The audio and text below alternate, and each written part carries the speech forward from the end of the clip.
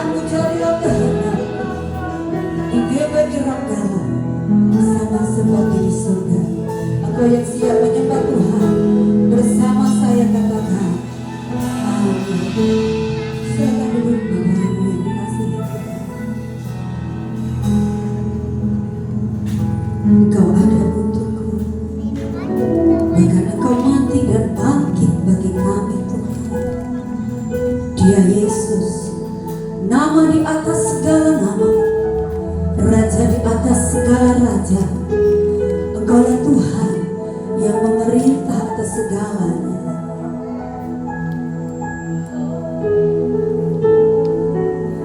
Dia sungguh indah, Dia Yesus,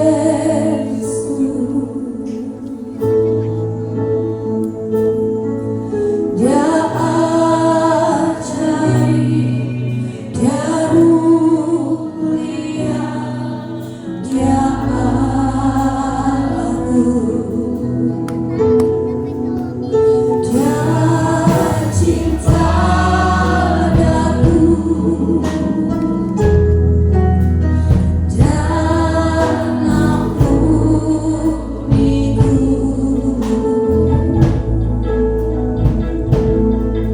bahkan rela berikan nyawanya untuk selamatku.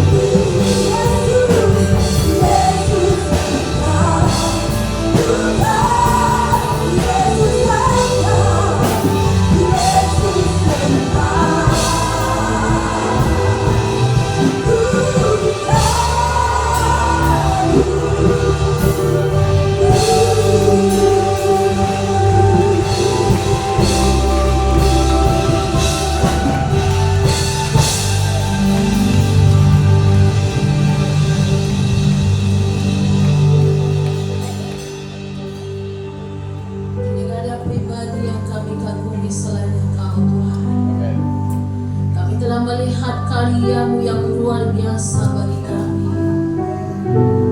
Dan kami mau katakan tidak ada pribadi yang luar biasa seperti Engkau. Engkau telah mati bagi setiap kami.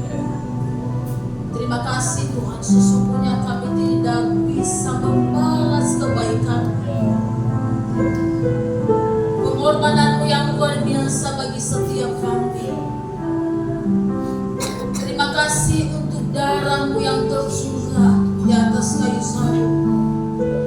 Dan kalau hari ini Bapa, apa yang pernah Engkau perkatakan, bahwa 3 hari setelah itu Engkau bangkit dari antara orang mati, dan setiap orang yang percaya kepada Tuhan hari ini, mereka datang di hadapan-Mu, karena Allah yang mereka sembah itu telah bangkit dari antara orang mati. Dan itulah sebabnya kami ada di hadapan Tuhan hari ini.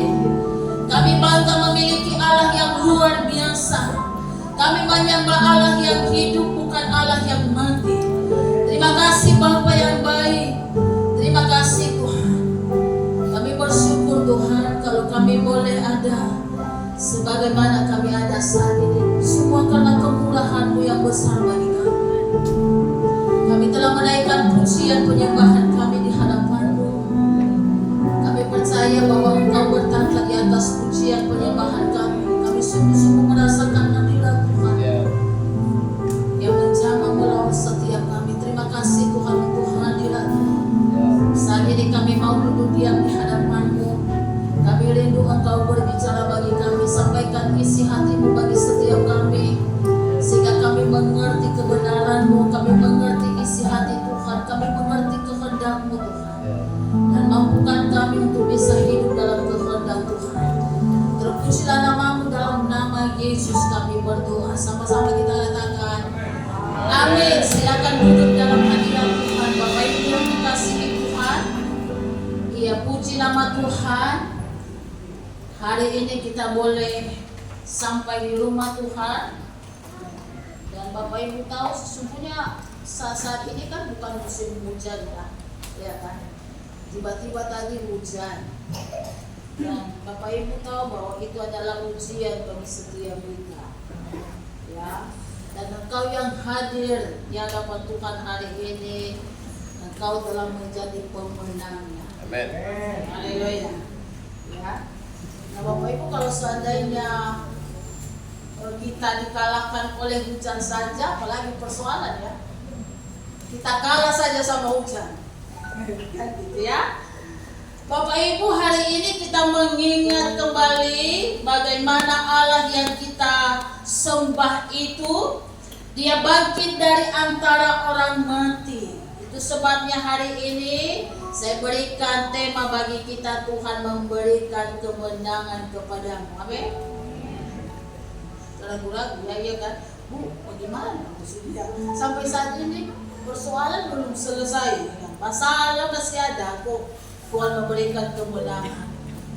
Ya Bapak Ibu yang dikasihi Tuhan, kalau maut saja Tuhan kalahkan dan Dia bangkit dari antara orang mati, sesungguhnya tidak ada yang sulit. Ya, persoalan apapun yang saat ini kita hadapi, sesungguhnya tidak ada yang sulit bagi Tuhan.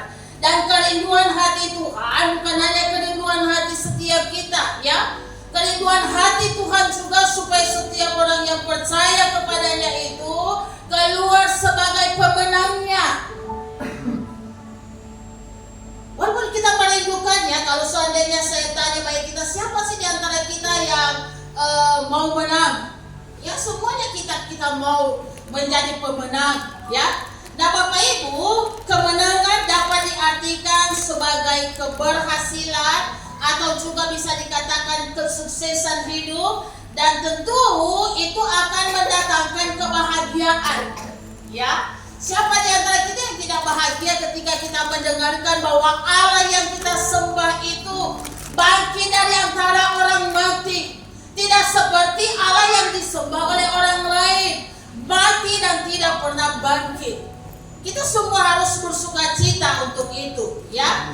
Nah, baik ketika kita menghadapi pergumulan, tekanan, kesulitan, bahkan tantangan hidup ini, Bapak Ibu ya, tidak mungkin tidak ada persoalan yang kita hadapi dalam hidup kita, dalam usaha kita, dalam keluarga kita, dalam pelayanan kita, bahkan juga sampai kepada pertandingan iman kita, bahkan kepada seluruh aspek kehidupan ini. Bapak Ibu yang dikasihi Tuhan, bersama dengan saya mari buka apa yang tertulis di dalam kitab 2 Tawarik 20. Kita akan baca 2 ayat saja, walaupun sesungguhnya ini satu perikop, kita harus menyelesaikannya. Tapi 2 ayat saja supaya tidak terlalu panjang, nanti kita baca yang lainnya dari awal sampai selesai ya. 2 Tawarik 20, tampilkan ayat 16 dan ayat 17. Yuk, Bang Puji, kira-kira apa yang tertulis di sana? Kita baca bersama-sama karena hanya 2 ayat, Bapak Ibu. 2, 3. Besok haruskah kamu turun menyerang mereka? Mereka akan mendaki pendakian Sis, dan kamu akan mendapati mereka di ujung dibuka pada gurun Yeruel. Dalam peperangan ini tidak usah kamu bertempur, hai Yehuda dan Yerusalem. Tinggallah berdiri di tempatmu dan lihatlah bagaimana Tuhan memberikan kemenangan kepadamu. Janganlah kamu takut dan terkejut. Majulah besok menghadapi mereka. Tuhan akan menyertai engkau. Perhatikan sekali lagi temanya yang kita akan renungkan bersama-sama. Dikatakan di situ, lihatlah bagaimana Tuhan memberikan kemenangan kepadamu. Ya, Tuhan memberikan kemenangan kepadamu.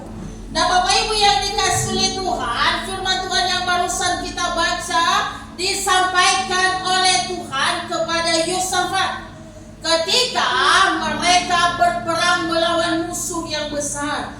Bapak Ibu, kira-kira apa sih yang membuat Yosafat ini menang? Kita akan belajar dari kehidupan Yosafat. Sekali lagi, karena begitu banyak pergumulan masalah yang kita hadapi saat ini, bagaimana supaya kita menang? Nah, perhatikan firman Tuhan. Saya itu lihat ya apa yang tertulis di dalam 2 Tawari pasalnya yang ke-20, karena dari situ ayat yang akan kita kupas satu persatu Bapak Ibu ya.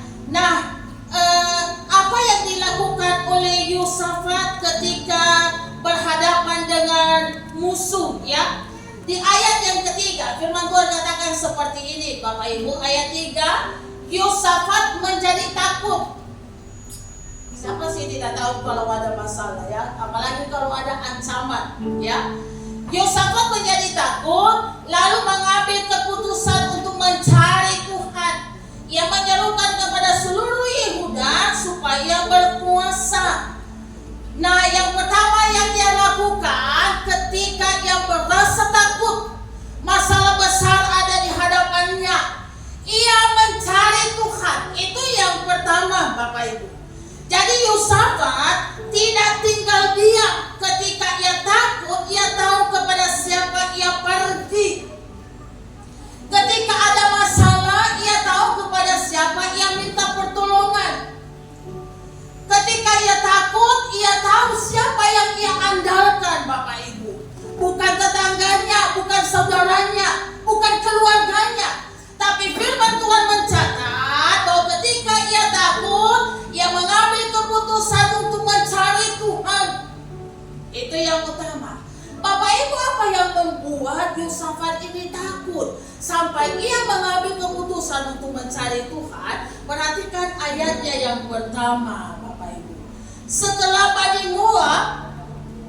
Setelah itu Bani Moab dan Bani Amon datang berperang melawan Yosafat bersama-sama sepasukan orang Mehunim. Ternyata Bapak Ibu yang dikasihi oleh Tuhan, ada 3 kubu besar. Dikatakan di situ ada Moab, ada Bani Amon dan juga Mehunim. Ada banyak yang menafsirkan bahwa Mehunim ini adalah Edom. Tapi oke lah ya, kalau usah kita ubah itu ya. Jadi ada 3 kubu ini yang sepakat, ayo kita menyerang Yosafat. Jadi musuh ini begitu besar. Siapa yang tidak takut Bapak Ibu? Nah, pertanyaannya apa alasannya? Mereka menyerang Yosafat, harus ada alasannya loh. Ini tidak ada penyebabnya tiba-tiba mereka menyerang Yosafat. Tentu ada alasan yang mereka lihat ya kan, yang mereka buat saat ini. Mereka sepakat untuk menyerang Yosafat. Bapak Ibu yang dikasihi oleh Tuhan, dan kalau kita baca firman Tuhan ayat sebelumnya itu sesungguhnya nggak ada yang begitu jelas ya apa alasan mereka. Tapi bisa kita lihat ayat-ayat sebelumnya. Nah, setelah bangsa Israel ini kokoh, kerajaan mereka kuat. Nah, dikatakan di sana bahwa ayat 1 pasal 18, ketika Yosafat kaya dan sangat terhormat. Jadi kerajaannya semakin kokoh, kerajaannya semakin kuat, ia semakin kaya karena diberkati oleh Tuhan, dan ia juga terhormat. Musuh yang di sebelah ada Bani Amon, Moab dan juga Mehunim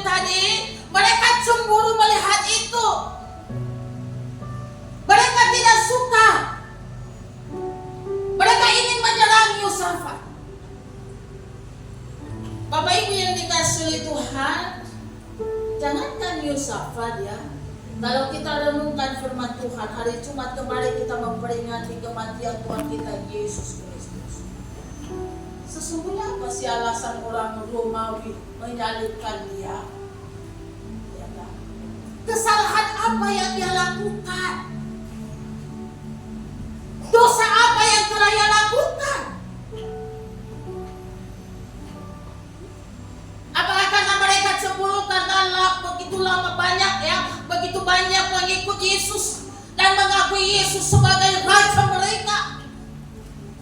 Yesus menyampaikan kebenaran sampai mereka salibkan di atas kayu salib. Jadi Bapak Ibu yang dikasih oleh Tuhan, dalam hidup ini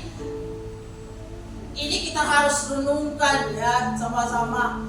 Ada banyak orang yang juga tidak suka ketika kita semakin hari semakin diberkati, semakin hari semakin naik, semakin hari semakin terhormat. Ada orang-orang yang tidak suka, ada orang-orang yang cemburu melihat itu. Apa terlebih si iblis pasti tidak suka ketika kita semakin hari semakin maju di dalam Tuhan. Ada banyak yang dia lakukan supaya kita mundur.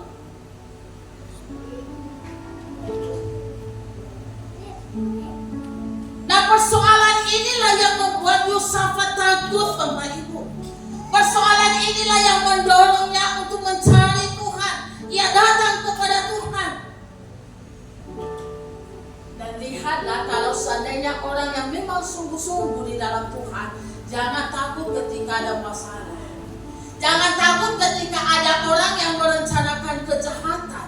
Yosafat dikatakan di pasal 17. Perhatikan ya. Pasalnya yang ke-17, ayatnya yang ketiga sampai ayat 6. Dikatakan di situ, dan Tuhan menyertai Yosafat. Oke ya. Karena ia hidup mengikuti jejak yang dahulu dari Daud bapa leluhurnya, dan tidak mencari Baal-Baal, melainkan mencari Allah ayahnya. Ia hidup menurut perintah-perintahnya, perintah Tuhan, bukan perintah nenek moyangnya, ya. Dan tidak berbuat seperti Israel. Oleh sebab itu Tuhan mengokohkan kerajaan yang ada di bawah kekuasaannya. Seluruh Yehuda memberikan persembahan kepada Yosafat sehingga ia menjadi kaya dan sangat terhormat. Semakin diberkati, semakin terhormat. Memang orang dalam Tuhan semakin terhormat ya. Kalau seandainya kekayaan yang kita ukur secara materi, mungkin ada yang biasa-biasa. Tapi ada banyak kekayaan surga yang Tuhan berikan bagi kita. Segala hal yang baik Tuhan taruh dalam diri kita. Nah, orang yang sungguh-sungguh hidup di dalam Tuhan ini istimewanya Bapak Ibu. Sekalipun Yosafat dia tidur di rumah, ia tidak tahu bahwa ada orang-orang yang merencanakan yang jahat untuk menjatuhkan dia. Tapi Tuhan tidak tinggal diam. Karena Yosafat adalah kesayangan Tuhan. Yosafat adalah orang yang berkenan di hati Tuhan. Kenapa? Karena Yosafat hidup menurut perintah Tuhan. Dikatakan di ayat 2, pasalnya yang ke-20. Perhatikan ayat 2. Ini luar biasa. Datanglah orang memberitahukan Yosafat, suatu laskar yang besar datang dari seberang laut Asin, dari Edom, menyerang tuanku. Sekarang mereka di Hazezon Tamar, yakni En-Gedi. Datanglah orang, tidak jelas siapa yang datang ini. Tidak dikatakan bahwa datang ini adalah pegawainya, tapi datang orang yang memberitahukan ini. Artinya gini, Tuhan bisa pakai siapapun untuk bisa menyampaikan. Dan ini bukan hanya sekedar orang biasa. Dia tahu persis apa yang terjadi. Ia tahu apa yang mereka rencanakan. Ia tahu di mana mereka berada saat ini. Apa yang direncanakan oleh musuh ini. Itulah yang dipakai oleh Tuhan untuk menyampaikan kepada Yosafat. Bisa saja pegawainya lalai. bahkan juga bisa bersekongkol dengan musuh, orang-orang yang dekat dengan dia. Tapi Tuhan bisa pakai orang lain untuk melindungi orang yang percaya kepada Tuhan, orang yang hidup dalam perintah Tuhan, dalam kehendak Tuhan, orang yang mengandalkan Tuhan.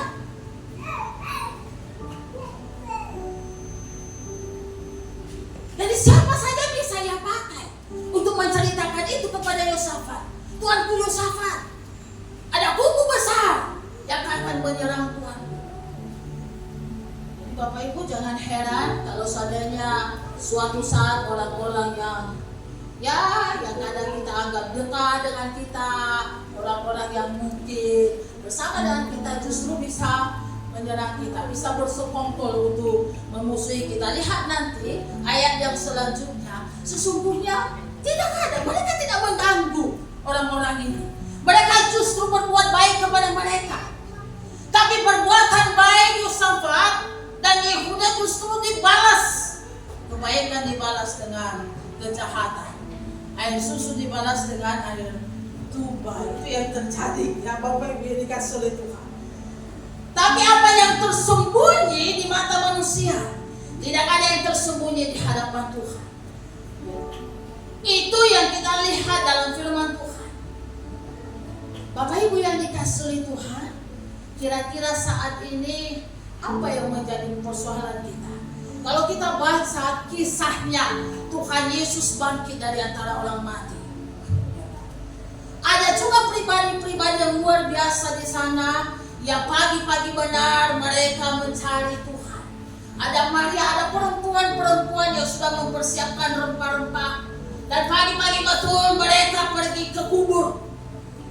Tapi lihatlah, sebelum mereka sampai ke kubur, mereka teringat, kawan, di pintu kubur itu kan ada batu besar. Bagaimana mungkin kita bisa masuk ke dalam? Di antara kita nggak ada laki-laki yang kuat.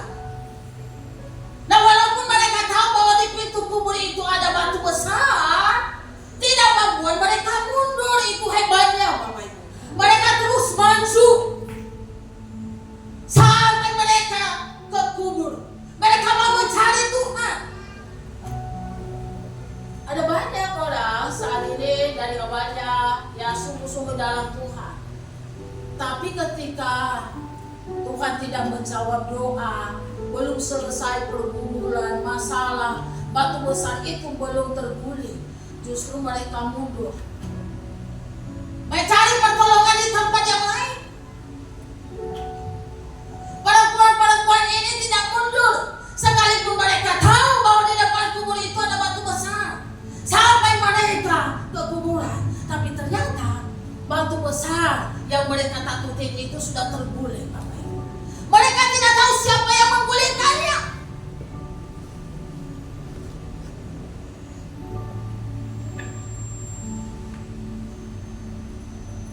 Yosafat pun seperti itu. Yang ia lakukan hanya mencari Tuhan. Ia datang kepada Tuhan. Ia tidak sanggup melawan musuh yang besar. 3 kubu saat ini yang sepakat untuk menyerang dia. Ia datang kepada Tuhan, Tuhan tolong. Dan perhatikan apa yang dia katakan di ayat 12 Bapak Ibu. Kita baca bersama-sama.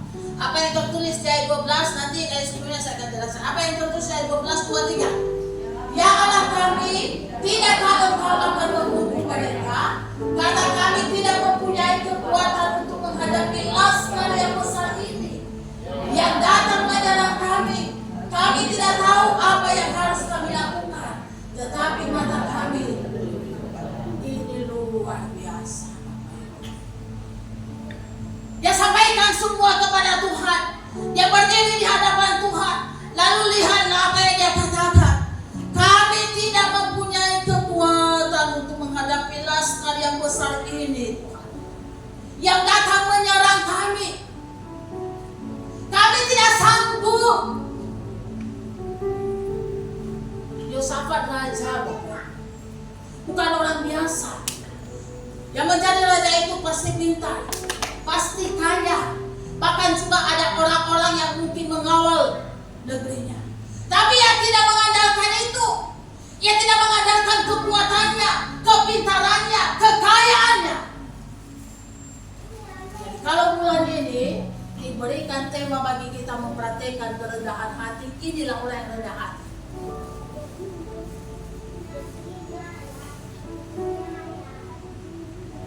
Dia katakan kepada Tuhan, Tuhan, kami tidak sanggup melawan mereka. Dia tidak menggerakkan pasukan untuk menyerang musuh, tapi dia hanya merendahkan dirinya di hadapan Tuhan. Kami tidak sanggup, Tuhan. Kami tidak tahu harus bagaimana mengalahkan musuh yang besar. Kami tidak memiliki kekuatan. Walaupun seharusnya sebagai raja ia tahu apa yang harus dia lakukan. Tapi di hadapan Tuhan dia katakan, aku tidak tahu. Kami tidak tahu. Kami tidak mempunyai kekuatan untuk menghadapi laskar yang besar ini, untuk menyerang mereka. Kami tidak sanggup. Bapak Ibu yang dikasihi oleh Tuhan, kira-kira pergumulan masalah apa saat ini? Mungkin, waduh, kita udah gak sanggup lagi. Tinggal kau katakan, Tuhan, aku gak bisa lagi.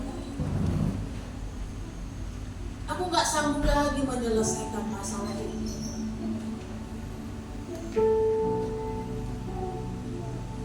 Tinggal Tuhan yang Tuhan inginkan, mari rendahkan dirimu di hadapannya. Dan kau katakan, aku tidak sanggup, Tuhan. Aku tidak sanggup mengubah suamiku. Aku tidak sanggup mengubah istriku. Aku tidak sanggup mengubah anak-anakku. Pergumulan saat ini belum selesai. Dengan itu, rendahkanlah dirimu. Bapak Ibu, waktu di doa puasa ya, di doa puasa kemarin, karena bulan ini juga kita belajar tentang kerendahan hati. Nah, saya belajar satu hal, ada hal yang sangat-sangat luar biasa yang saya pelajari dalam firman Tuhan.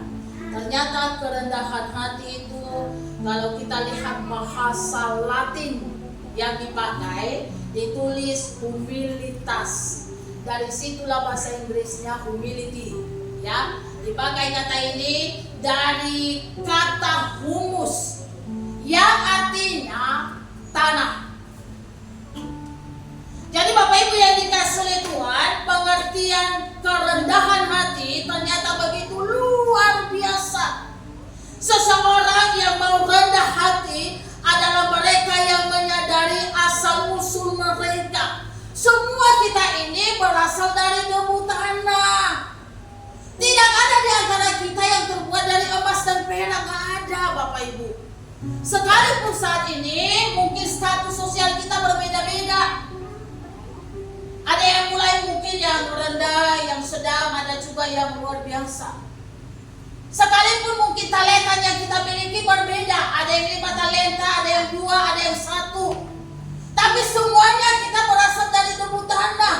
Nah, kalau kita menyadari bahwa kita ini berasal dari debu tanah yang tidak ada harganya, yang tidak ada gunanya, Tuhan ambil itu sampai kita berharga, sampai kita terhormat.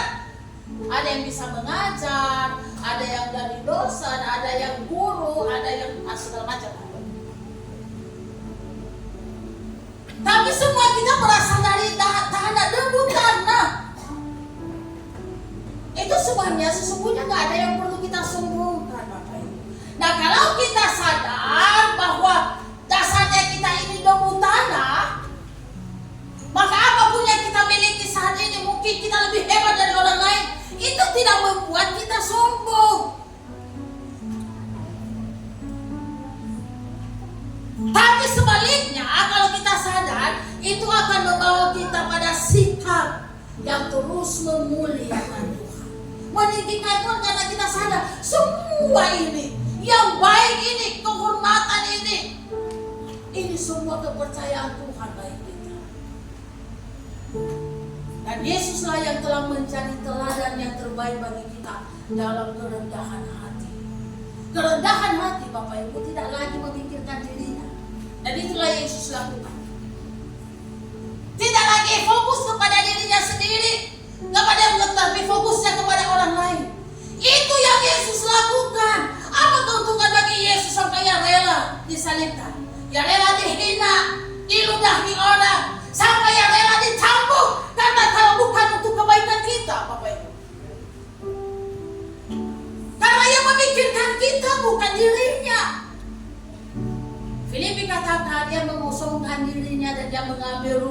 seperti hamba.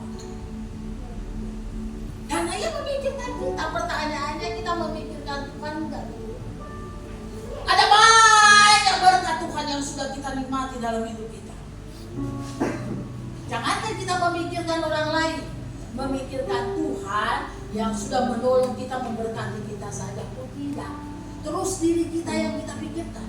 Bagaimana supaya bertambah harta kita, bertambah uang kita, bertambah emas kita, deposito kita semua. Bagaimana supaya anak kita berhasil, hanya itu aja yang kita pikirkan. Apakah itu salah pun tidak salah. Tapi seharusnya seorang yang rendah hati berpikir, setidaknya kita pikirkan, wah, apa yang harus aku lakukan untuk membalas kebaikan yang besar. Kesempatan untuk membalas itu saat ini, Bapak Ibu, bukan setelah mati nantinya.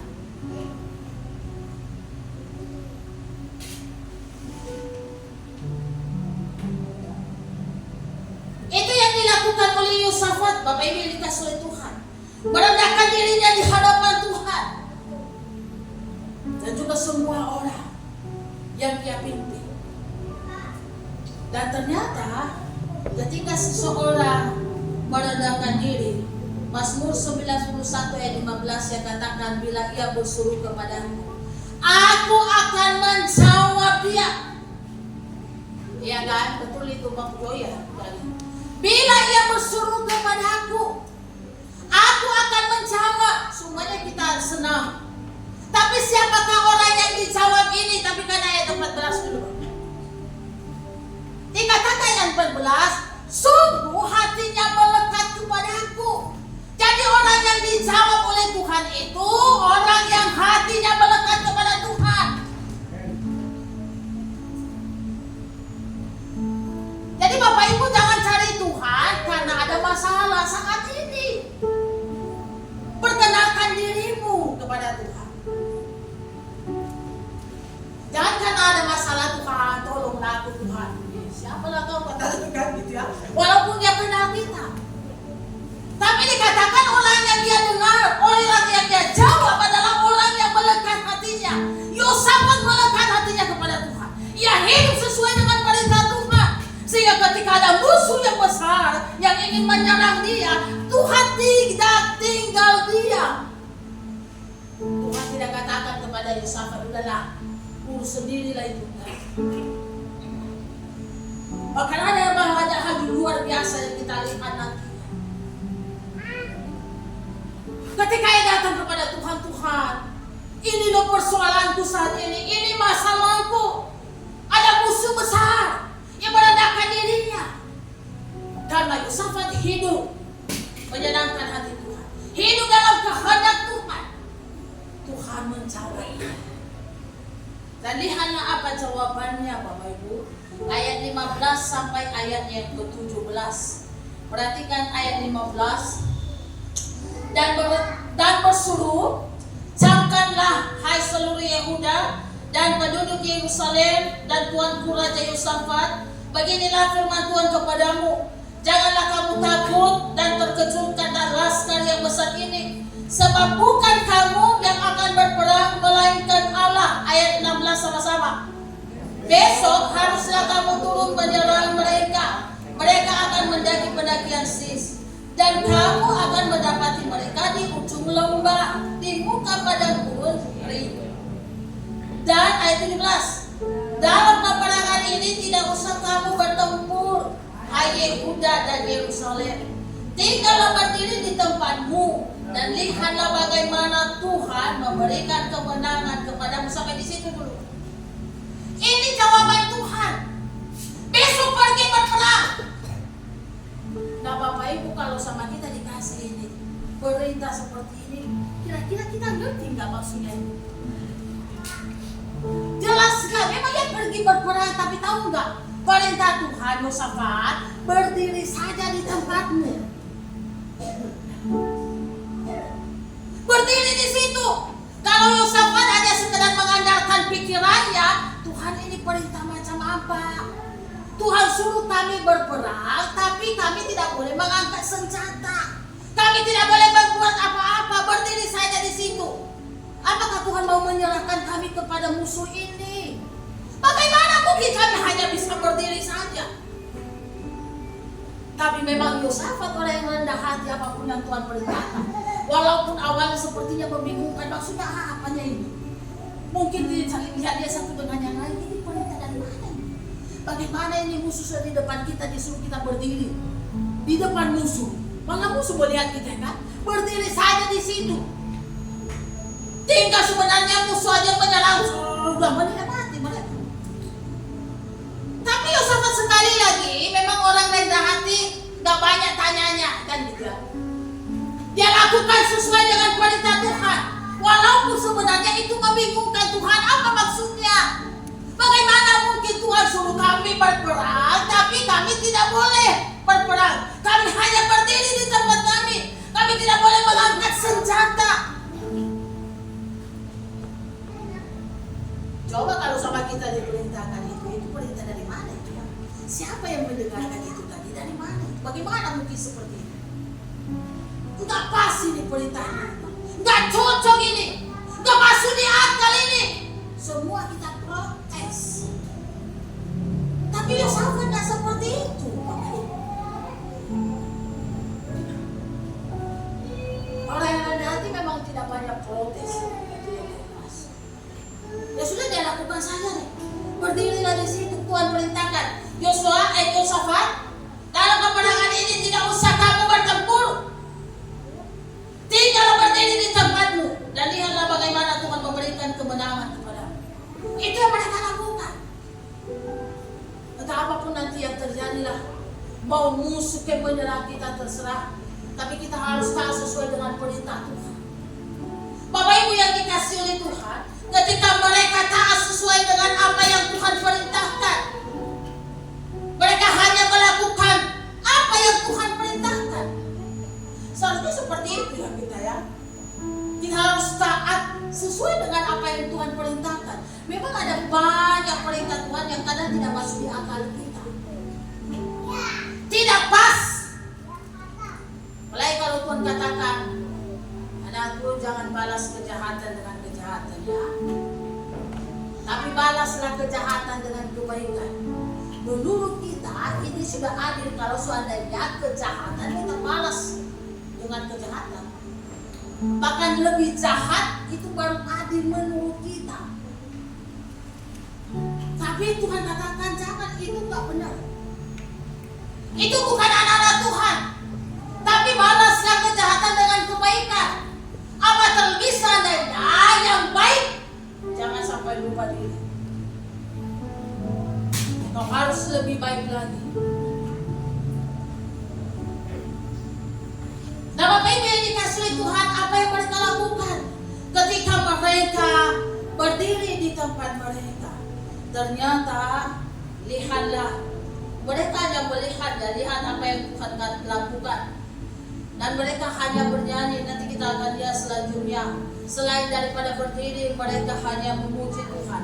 Ayat 22 dikatakan ketika mereka mulai bersorak-sorai dan menyanyikan nyanyian pujian, dibuat Tuhan lapang hadangan terhadap Bani Amon dan Moab dan orang-orang dari pegunungan Seir yang hendak menyerang Yehuda, sehingga mereka terpukul kalah.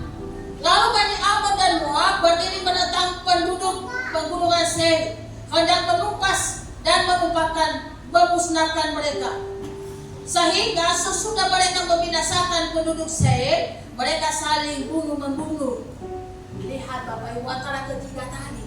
Jadi mulai roh keserakahan itu muncul, keegoisan tadi. Mereka katakan Bani Amon Moab ini katakan, waduh, kayaknya ketika mereka nyanyi, mereka kan bisa tahu seberapa besar kekuatan Yosafat. Mereka angkat pujian kepada Tuhan, kira-kira ini suara mereka itu kira-kira berapa banyak mereka. Nah ketika itu mereka bisa baca kekuatan Yosafat itu. Aduh kalau kayak gitunya kita bisa kalahkan mereka. Gak usahlah ikut orang-orang Edom ini. Ayo kita serang mereka. Jadi mereka menyerang dulu musuh ini, menyingkirkan satu kubu ini dulu, supaya jangan ikut, supaya kalah dulu itu. Lalu ketika mereka kalah, yang satu lagi, aduh kalau kayak gini nanti terbagi tuh hartanya. bagi dua nanti. Kalau gitu itu kita harus kalahkan dulu, kita harus menang. Jadi Moab dan Amon tadi mereka saling bunuh. Apa yang dilakukan Yosafat dan penduduk yang lain? Mereka hanya nonton. Oh ini maksud Tuhan ya. Waduh, mereka balik menonton peperangan itu yang saling membunuh di hadapan mereka. Maka tidak salah nyanyiannya. Walau seribu lebah di sisi, tetaplah penolongku. Walau 10.000 lebah di kananku, takkan ku goyah, sebab Yesus sertaku. Itulah yang mereka saksikan. Yang awalnya mereka tidak mengerti perintahnya, mereka tidak mengerti maksud Tuhan. Tuhan, kenapa Tuhan menyuruh kami berdiri? Ternyata disuruh hanya untuk menyaksikan peperangan ketiga kubu yang sudah sepakat untuk menyerang Yosafat sampai mereka kalah karena mereka saling membunuh satu dengan yang lainnya. Itulah yang Tuhan lakukan. Jadi kita tidak perlu takut Bapak Ibu. Banyak pergumulan, banyak masalah. Ada orang-orang yang tidak mungkin suka dengan kita. Yang kita lakukan saja, lakukan apa yang Tuhan perintahkan. Hiduplah di dalam Tuhan. Dan sekali lagi orang yang Tuhan jawab, orang yang melekat hatinya kepada Tuhan. Jadi jangan katakan nanti, waduh kenapa ya aku sudah berdoa. Ya berdoanya waktu ada masalah, baru kau berseru kepada Tuhan. Itu pun ya mungkin maunya kita kan, kita berseru itu langsung dikasih. Kita nggak sabar, kita nggak setia.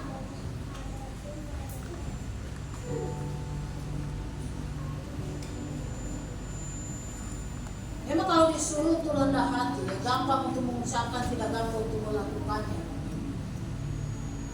Itu yang terjadi.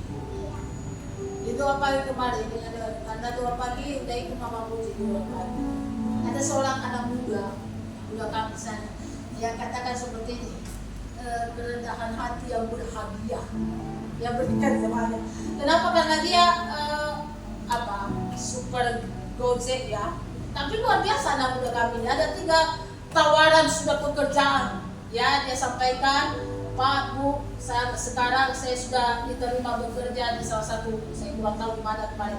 Dan inilah pekerjaan yang selama ini saya rindukan, saya doakan. Ternyata Tuhan berikan. Kenapa? Yang itu yang dia rindukan. Dia merindukan Tuhan, kalau boleh hari Minggu saya tidak kerja. Karena saya mau melayani Tuhan. Gitu loh. Itu doanya.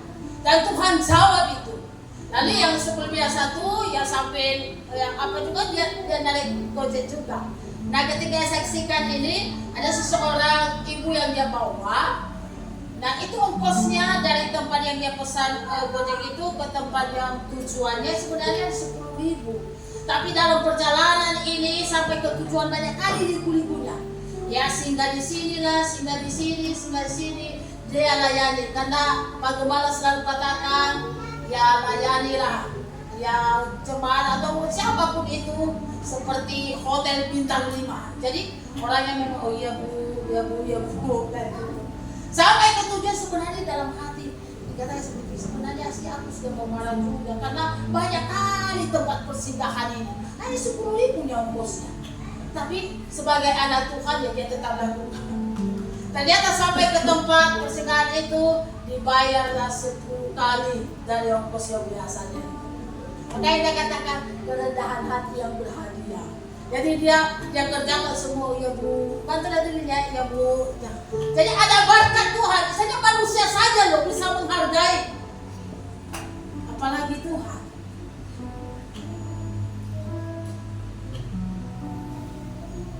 Bapak Ibu yang dikasih oleh Tuhan, apa yang Yosua lakukan selanjutnya? Di ayat 18 itu dikatakan seperti ini. Lalu berlututlah Yosua, saya salah Yosua, Berlututlah Yosafat dengan mukanya ke tanah. Seluruh Yehuda dan penduduk Yerusalem pun sujud di hadapan Tuhan dan menyembah kepadanya. Inilah sikap mereka. Mereka sujud menyembah Tuhan. Artinya Yosafat sadar walaupun ia seorang raja yang mempunyai kemampuan yang sangat-sangat terbatas, ia mengakui bahwa ia tidak sanggup melawan musuh yang besar. Yosafat juga mengakui bahwa hanya Tuhan yang sanggup melakukan mukjizat. Itu sebabnya ia sujud di hadapan Tuhan. Tanda bahwa Yosafat mengandalkan Tuhan. Itu pengakuannya di hadapan Tuhan. Dan ketika kita sadar akan hal ini, Bapak Ibu, sekali lagi Tuhan tidak akan pernah tinggal diam. Hanya itu yang dia lakukan, mencari Tuhan, sujud menyembah Tuhan. Orang yang mencari Tuhan pasti melakukan apa yang Tuhan perintahkan. Orang yang mencari Tuhan seharusnya harus hidup sesuai dengan apa yang Tuhan kehendaki, apa yang Tuhan perintahkan. Selain daripada mencari Tuhan, selain daripada sujud menyembah Tuhan, di ayatnya yang terakhir, ayat 20. Ayat 20 dikatakan seperti ini. Keesokan harinya, pagi-pagi, mereka menuju padang gurun Tekoa.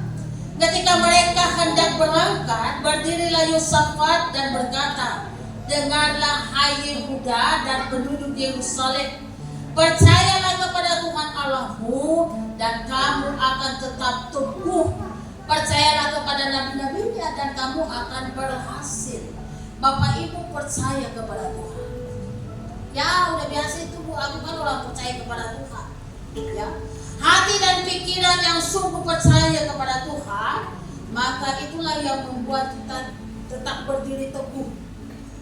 Allah punya banyak cara untuk menolong setiap kita, untuk menyelesaikan pergumulan kita, masalah kita. Terbatas pikiran ini dalam menyelesaikannya.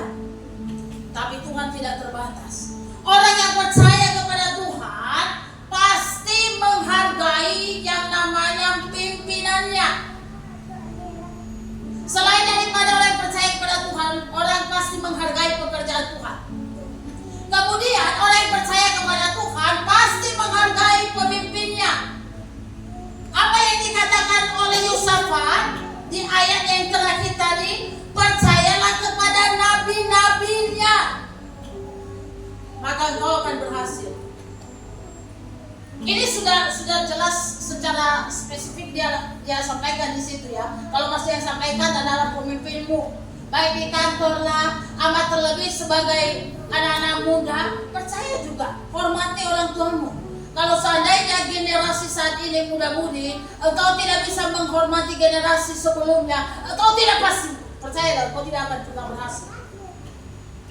Jangan katakan aku lebih pintar dari bapakku, aku lebih hebat dari mamaku, mereka belum tamat sekolah, ya. Tapi soal tanggung jawab mereka hebat, soal otoritas. Aku lebih hebat dari pemimpinku.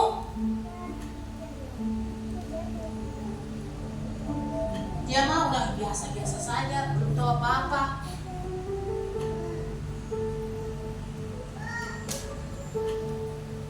Nah kalau ini Yosafat katakan, percaya kepada nabi-nabinya.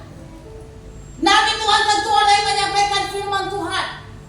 Hargai mereka, hormati mereka. Kalaupun ada di antara Bapak Ibu, tidak semua jemaat GBI Lokal saat ini, di mana kau berada? Kalau seandainya mungkin ada kepalamu di situ, hormati dia, walaupun 1001 kelemahannya, oke? Yang mungkin tidak pas menurut kita. Karena percayalah, sejauh saya baca Alkitab, orang yang menghormati, menghargai pekerjaan Tuhan, menghargai hamba Tuhan, akan dipelihara oleh Tuhan. Orang yang percaya kepada Tuhan, menghargai pekerjaan Tuhan dan juga menghargai hamba-hamba Tuhan, pasti diberkati oleh Tuhan. Inilah yang Yosafat lakukan. Siapa lagi Bu? Janda di Sarfat. Coba kalau seandainya dia usir Elia waktu itu, lo pergilah sana. Kamu ini pendeta macam apa sih? Aku sudah sampaikan lo, yang tinggal ini tinggal sedikit lagi, minyak dibuli-buli dan juga tepung. Malah kau datang minta makan pula. Tapi karena canda di sahabat itulah yang menghargai pekerjaan Tuhan sehingga tetap bertahan. Ada berkat tersendiri. Sekali lagi, sebagai pemimpinmu, saya bukan pemimpinmu, ada pemimpin. Nah, saya orang biasa. Ya hargai, ya sekali lagi hargai, sekalipun ada banyak sekali kelemahan mereka. Karena Tuhan sendiri yang akan, karena mereka bertanggung jawab kepada Tuhan. Mereka lalai kelemahan mereka, apalagi mereka sampaikan firman Tuhan kan. Mungkin bertentangan dengan apa yang mereka lakukan. Itu urusannya dengan Tuhan. Kita lakukan bagian kita. Yosafat lakukan bagiannya. Apa yang disampaikan oleh siapa yang menyampaikan itu bukan suara Tuhan langsung loh. Kepada Nabi Tuhan yang pertama dia katakan di ayat 14 itu. Ada Yahaziel yang menyampaikan perintah Tuhan itu. Jadi Yosafat ini tidak mendengarkan langsung suara Tuhan dari langit. Disampaikan Tuhan kepada Yahaziel bin Zakaria bin Benaya bin Matania. Ada nabinya sampaikan kepada Yosafat apa yang harus dia lakukan. Kalau Yosafat tidak menghargai, dia banyak mikir dulu ini perintah apa sih? Benar apa enggak ini perintah dari si kawan ini? Tapi karena ia hargai pemimpinnya, Nabi Tuhan, ia lakukan tanpa protes. Dan lihatlah bagaimana Tuhan berkarya dalam hidupnya. Ya. Selain daripada itu, Bapak Ibu yang dikasihi oleh Tuhan, orang yang percaya kepada Tuhan pasti juga bersyukur kepada Tuhan. Di ayat 21 dia katakan setelah ia berunding dengan rakyatnya, ia mengangkat orang-orang yang akan menyanyi nyanyian untuk Tuhan dan memuji Tuhan dalam pakaian kudus yang semarak pada waktu mereka keluar di muka orang-orang bersenjata sambil berkata, nyanyikanlah nyanyian syukur bagi Tuhan, bahwasanya untuk selama-lamanya kasih setianya. Dia pasti bersyukur kepada Tuhan. Itu orang yang percaya kepada Tuhan tanpa harus didorong-dorong, tanpa harus diancam oleh bersyukur kepada Tuhan. Dia bersyukur sendiri, tanpa harus diperintahkan oleh sang leader, angkat tanganmu, dia angkat tangan. Tanpa harus disuruh sembah Tuhan, dia menyembah Tuhan sendiri karena ia sudah mengalami Tuhan, percaya kepada Tuhan. Ini kalau masih harus didorong, masih harus diperintahkan dulu baru kayaknya itu perlu dipertanyakan. Tapi orang yang percaya kepada Tuhan pasti bersyukur kepada Tuhan. Orang yang percaya kepada Tuhan jelas pasti diberkati oleh Tuhan. Apa yang dialami oleh Yosafat di ayatnya yang ke-25, lihat yang dia katakan. Lalu Yosafat dan orang-orangnya turun untuk mencari barang-barang mereka. Mereka menemukan banyak ternak, harta milik, pakaian dan barang-barang berharga. Yang mereka rampas itu lebih banyak daripada yang dapat dibawa. 3 hari lamanya mereka mencari barang-barang itu karena begitu banyaknya. Ternyata ada berkat Tuhan yang sudah Tuhan siapkan di balik itu. Selain daripada tadi memang Yosafat sudah kaya raya, tapi kekayaannya tidak pernah berkurang, malah bertambah terus. Apakah Yosafat tidak menghargai pekerjaan Tuhan? Sangat menghargai pekerjaan. Apakah Yosafat itu ya keluar uangnya? Enggak, keluar uangnya. Bapak Ibu, saya teringat waktu hari Jumat kemarin kan Pak Gembala mengimbau kita untuk bisa bersama-sama dengan jemaat di Medan ya, untuk merayakan Jumat Agung. Lalu ketika kami pulang, mereka cerita-cerita, ini kayaknya orang Mama Puji mengingat bahwa ketika membuka pelayanan di Medan itu, jemaat dari sini ikut ke Medan ya. Ada beberapa lah yang disampaikan, termasuk Pak Sinaga, mobilnya juga itu nggak tahu ya, itu yang disampaikan oleh Pak Gembala, mobilnya, orangnya, pokoknya mereka dukung lah. Dan lihatlah apa yang saya renungkan ketika Bapak sampaikan itu, saya memang diam ya. Saya hanya mau sampaikan Bapak Ibu, seharusnya kita, dan saya yakin lah bahwa setiap kita ya, orang-orang yang sudah berkorban itu kita perlu bangga ya. Artinya gini, pengorbananmu yang kita tahun berapa waktu itu, selesai pada di sini pergi ke Medan karena membuka pelayanan di sana, kau korbankan waktumu, tenagamu lah, uangmu lah, ya dong. Kalau bawa mobil kan pasti mana ada bensin yang gratis di Indonesia ini kan pasti keluarkan uang. Kalau saat ini walaupun belum hebat sekali lah kan gitu ya, mereka sudah mulai bertumbuh, seharusnya kita bangga, terima kasih lah Tuhan bahwa pengorbanan yang engkau korbankan itu tidak sia-sia. Itulah Bapak Ibu. Kalau mereka masih tetap bertahan hingga hari ini, itu karena pengorbanan Bapak Ibu. Tidak ada orang hebat di sana. Semua orang yang menengah ke bawah lah, bahkan bukan di bawah yang menengah. Mereka hanya tukang bonsai lah, mereka ya apalagi tukang jahit. Itu pekerjaan mereka.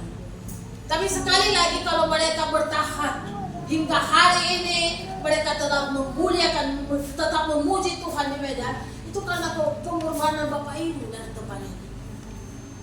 Coba jauhnya Galang ke Medan ya, paling cepat itu sudah lari berapa tuh, 1 jam masih lewat.